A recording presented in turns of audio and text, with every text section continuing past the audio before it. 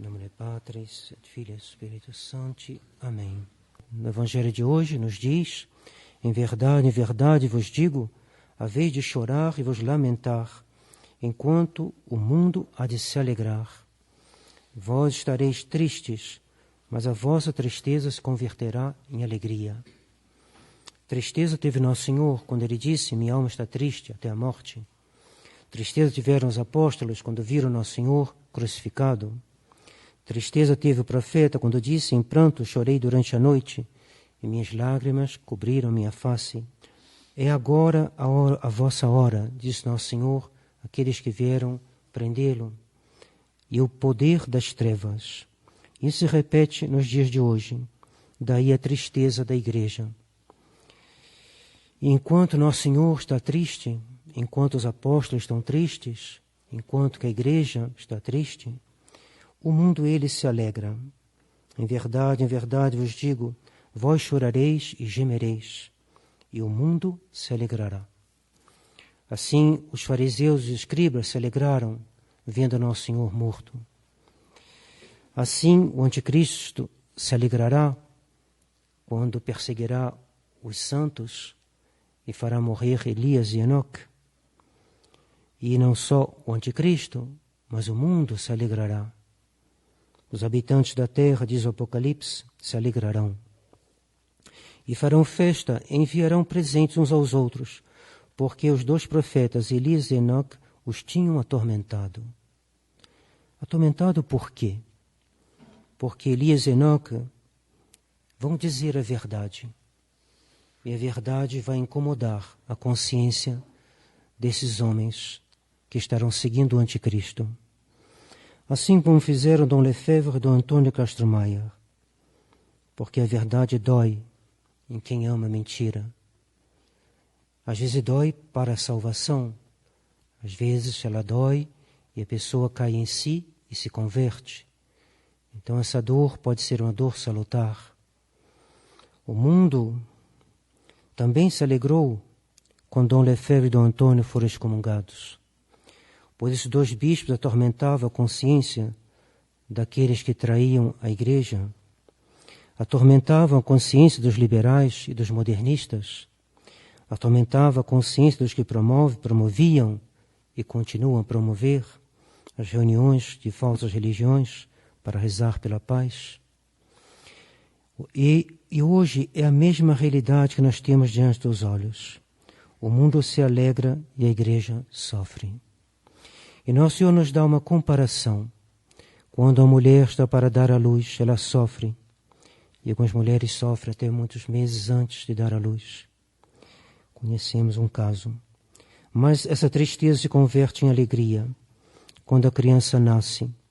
E pela alegria de ter dado ao mundo um homem. Assim foi no dia da ressurreição, do seio da terra, junto àquele túmulo, para o qual se dirigiam as santas mulheres para chorar. Daquele túmulo saiu Nosso Senhor, vitorioso, ressuscitado. Outra vez eu vos verei, diz Nosso Senhor. Então se alegrará o vosso coração, e ninguém vos há de tirar a vossa alegria. Ninguém poderá tirá-la, porque Nosso Senhor ressuscitou para nunca mais morrer. E nós o veremos como os apóstolos o viram, e nós o veremos na eternidade. E ninguém poderá nos tirar esta alegria, porque a vida eterna, a visão beatífica, é justamente a vida eterna, que é uma alegria que não terminará jamais, e que ninguém poderá nos tirar. Vós que passais, vede se há uma dor maior do que a dor que pesa sobre mim, dizia Nossa Senhora subindo ao Calvário, vendo seu filho levado ao suplício. Mas quem poderá sondar a alegria de Nossa Senhora, a alegria de ter visto seu filho ressuscitado e mais ainda de contemplá-lo atualmente na glória? A alegria do mundo, a alegria do anticristo passará, porque diz o Apocalipse que a besta será precipitada no abismo. Caiu aquela Babilônia que faz beber a toda a gente o vinho do furor da sua libertinagem. Aqueles que adoravam a besta, aqueles que aderiram à religião do homem que se faz homem, aqueles que se inebriaram com as delícias da insolente liberdade de subverter os 10 mandamentos da lei de Deus, destes, diz o Apocalipse, eles beberão o vinho da ira de Deus. Sua alegria se transformará em tristeza, enquanto que a tristeza dos santos se tornará em alegria. A fumaça do tormento dos maus se levantará pelos séculos dos séculos, sem que tenham descanso algum, nem de dia nem de noite, para aqueles que tiverem adorado a besta e a sua imagem, e aqueles que tiverem a marca do seu nome. Ai de vós, ó ricos, diz Nosso Senhor, porque tendes a vossa consolação neste mundo. Ai de vós, os que estáis saciados, porque vereis a ter fome. Ai de vós que agora rides, porque gemereis e chorareis. Ai de vós quando os homens os louvarem, porque assim faziam aos falsos profetas. Dom Lefebvre e Dom Antônio não receberam os louvores do mundo. Santa Joana d'Arc também não. Nosso Senhor foi crucificado. Ai de vós quando os homens vos louvarem. Que homens? O mundo. O mundo mundano, o mundo inimigo de Deus. Se o mundo inimigo de Deus louva uma coisa, pode estar certo que isto não é bom. Tanto Santa Joana d'Arc como Dom Lefebvre e Dom Antônio foram condenados e morreram desonrados. Mas as tristezas converterá em alegria, e ninguém poderá lhes tirar esta alegria. E agora é nossa vez de carregar o opróbrio, de carregar a cruz, de ser apontado com o dedo como são os católicos na África, na Índia, na China, no Vietnã, onde há atualmente uma perseguição violenta, mas há também perseguições morais, que às vezes podem ser mais dolorosas do que as perseguições sangrentas. Perseguições morais, no trabalho, na escola, no meio do clero. Há muitos que sofrem pelo nome de Nosso Senhor. O sofrimento que teve Dom Lefebvre e Dom Antônio durante o concílio, profundo sofrimento moral, sofrimento da alma. Ninguém estava atormentando o seu corpo, mas sua alma estava profundamente atormentada, vendo o inimigo, vendo o liberalismo dentro da aula conciliar. Isso era um grande, pior do que a morte, certamente. Há muitos que sofrem pelo nome de Nosso Senhor. Eis a vossa hora e o poder das trevas. Que devemos fazer nós? Devemos seguir as pisadas de Nosso Senhor, que nos deu o exemplo. Devemos seguir as pisadas daqueles que, seguindo Nosso Senhor, nos deram também o exemplo. Penso especialmente em Dom Lefebvre e Dom Antônio, porque o seu combate está mais próximo de nós. E o mal que eles enfrentaram está diante de nós. Ele se chama liberalismo, ou seja, espírito de revolta. O não servirei de Lúcifer, que se introduziu no concílio e lançou todo mundo católico na desobediência a Deus para obedecerem aos homens, para obedecer, em fim de contas, ao mundo moderno e suas filosofias de reivindicações contra os direitos de Deus. Quanto a nós, obedeçamos à Igreja e aos papas que durante 2000 anos nos ensinaram. Nos ensinaram e continuam a ensinar, porque o que a Igreja crê é o que ela sempre creu, e portanto ela continua a ensinar pela boca dos bispos fiéis. O número de discípulos aumentava consideravelmente, se lê no Atos dos Apóstolos. Aumentava consideravelmente em Jerusalém e um grande número de sacerdotes obedeciam à fé. Obedecer à fé. Que coisa interessante, que expressão que nos revela um aspecto da obediência que podia ter escapado a outros e que Monsenhor Lefebvre, num texto, bota em evidência, chama a atenção para essa pequena locução, pequena expressão. Obedeciam à fé. Obedecer à fé é obedecer à Igreja, é obedecer a Nosso Senhor, é obedecer a Deus. Mas obedecer ao Vaticano II não é obedecer à fé, pois o Vaticano II se voltou contra a fé. Mas como isso é possível? Leiam, caríssimos irmãos, leiam o excelente livro Catecismo da Crise na Igreja, do padre Gaudron, traduzido e editado pela editora Permanência. Leiam sobretudo os escritos de Dom Lefebvre, suas análises, suas advertências. Ninguém melhor do que ele conheceu, combateu e deu os remédios à crise atual. O mundo se alegrará se a fraternidade São Pio X der um passo em falso. E que passo em falso será esse? Fazer um acordo ou não fazer um acordo? Um ou outro. Um desses dois passos é um passo em falso. Para nós pensamos que há mais riscos em fazer um acordo, porque estando sob a dependência de autoridades modernistas que comprovaram o seu modernismo pela beatificação de João Paulo II e pela reunião de Assis e pela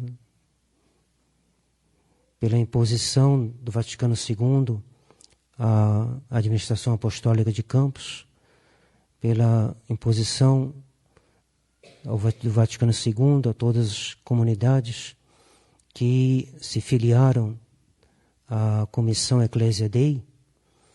Comissão Ecclesia Dei, que tem esses nomes, tem esse nome das primeiras palavras do documento de excomunhão de Mons Lefebvre. Ecclesia Dei Afflicta. Eles consideram uma comissão que traz no seu nome a condenação de Dom Lefebvre. E essa comissão que cuidou de todos os casos das comunidades que quiseram fazer um acordo com Roma. E todas as comunidades tiveram sua fé corrompida. É um fato constatável. Todos podem constatar. É um fato público. A corrupção da fé nessas comunidades.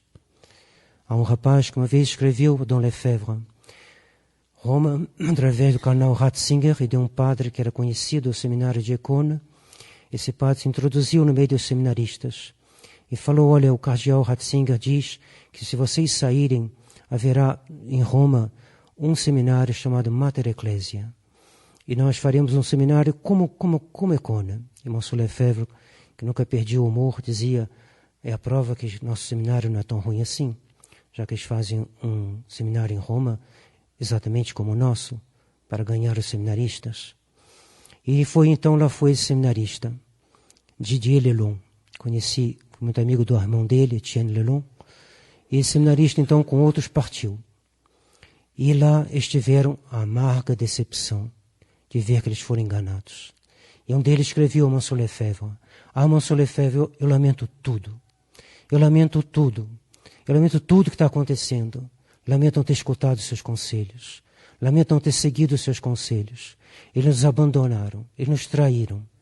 Eles fizeram... Agora nós temos que voltar para nossos dioceses. Eles riem de nós. Eis aí o que foi feito.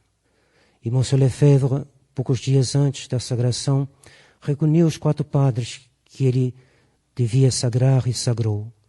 E numa pequena sala em Econa, que atualmente transformada numa capela, ele lhes falou desse fato e de outros. E falou para eles de uma maneira como um pai fala a seus filhos. Como Nosso Senhor falou com os seus apóstolos. Ele mostrou a gravidade da situação. Ele mostrou como Roma, atualmente, está dominada por um espírito que não é católico. E que esse espírito, ele dizia: vocês estão fazendo tudo para que eu não sagre. Me disseram mesmo que vão enviar aqui a Madre Teresa de Calcutá. Mostra que eles perderam completamente o juízo. Eles não têm mais, não sabem para quem apelar. Porque eles estão muito atordoados com essa decisão de sagrar bispos. Para manter a tradição. E ele dizia: essa operação é uma operação sobrevivência. Se eu tivesse feito os acordos, eu teria feito a operação suicídio. É necessário guardar as fontes vivas da graça. Se essas fontes vivas da graça, se essa obediência à fé, da qual falam Atos Apóstolos, for perdida, se perde a graça. Se perdendo a graça, se perde a vida eterna. Não é pouca coisa que está em jogo. Nós pensamos, não só nós, pois há uma viva reação também entre os padres, entre os superiores de casas religiosas, entre os bispos da tradição.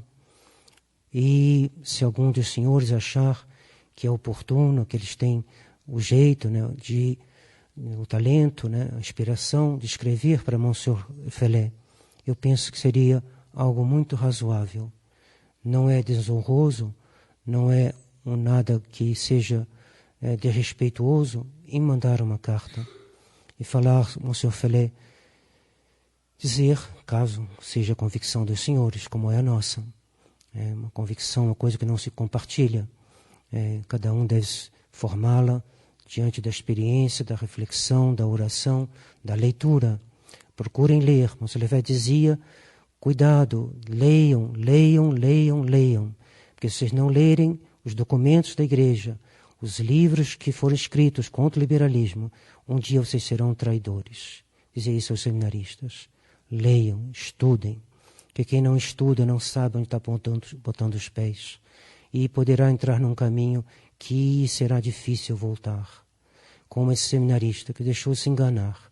Chamaram ele, vem cá, vamos fazer aqui tudo direitinho com a aprovação de Roma. Ele foi e mandou uma carta amarga.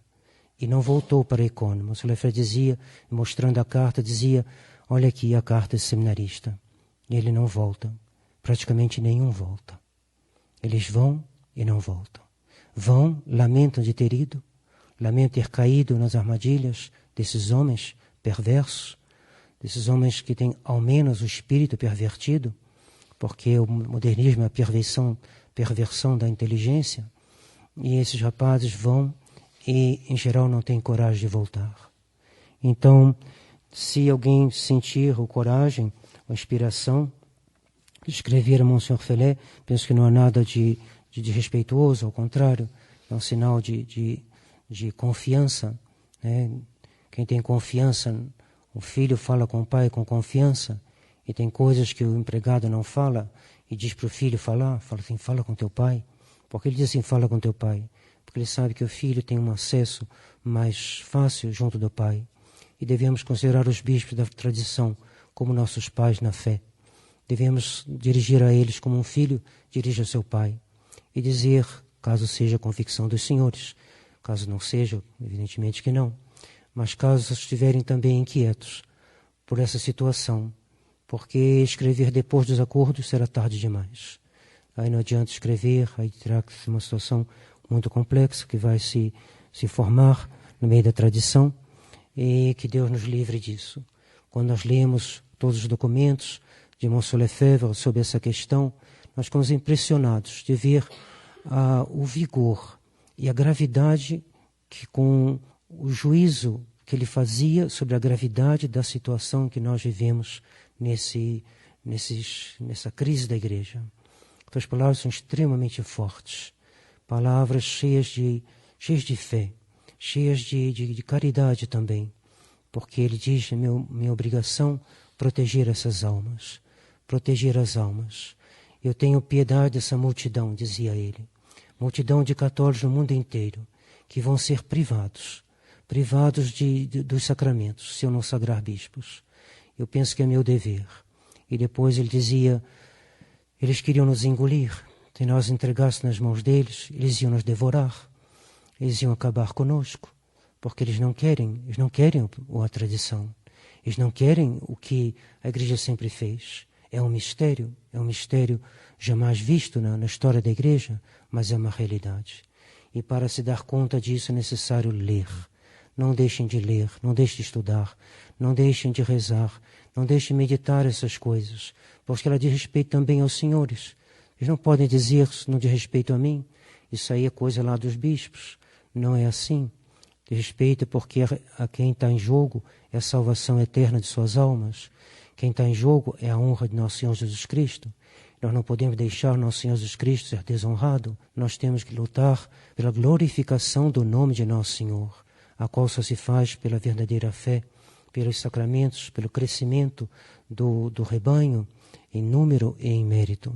Que Nosso Senhor de Bom Conselho nos ajude, nos ilumine, nos fortifique, assim seja. Em nome do Pai, do Filho e do Espírito Santo. Amém.